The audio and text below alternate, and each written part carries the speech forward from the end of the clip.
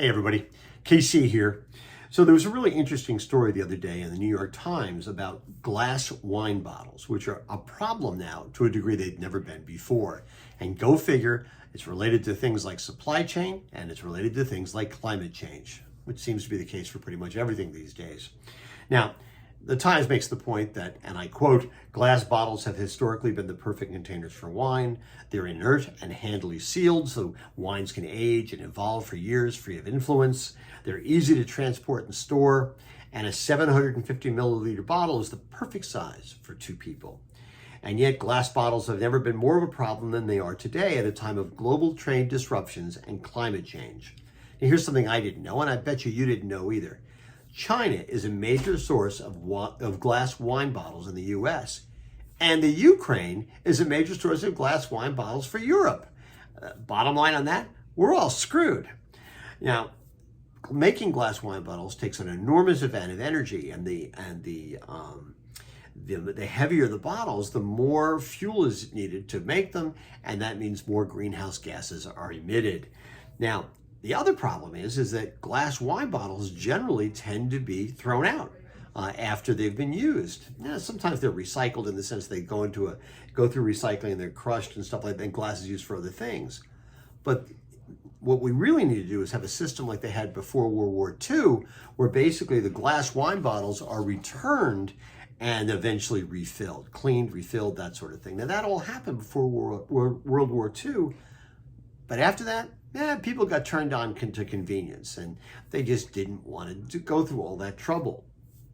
Now, we know that bag and box wines are a good intermediate step, but they don't really address the problem. And cans are not that much better than glass. So what we really need, it seems to me, and this is the point of the article, is some kind of cooperative effort between wineries and retailers and restaurants. It's a logistics challenge, but we need to figure out a way how to get these bottles, once they're empty, back in the hands of the wineries so they can clean them and sterilize them and then fill them up again with wine. Now, it seems to me, big logistics problem, right? But what we really need here is an educational program. I think you have to just explain the problem to people. Explain the options. Treat wine consumers like adults. And by the way, by their very definition, wine consumers are adults. And I just want to say, I'm going to say right here, right now, I am willing to go to the trouble of washing out my bottles, returning them to the various wine stores where I bought them, and make sure and even pay a little bit more money to make sure that the bottles get back to the winery so they can be reused. If they're the perfect vessel for wine, then let's act like adults, right? And do what we need to make the system work in a way that we need it to work.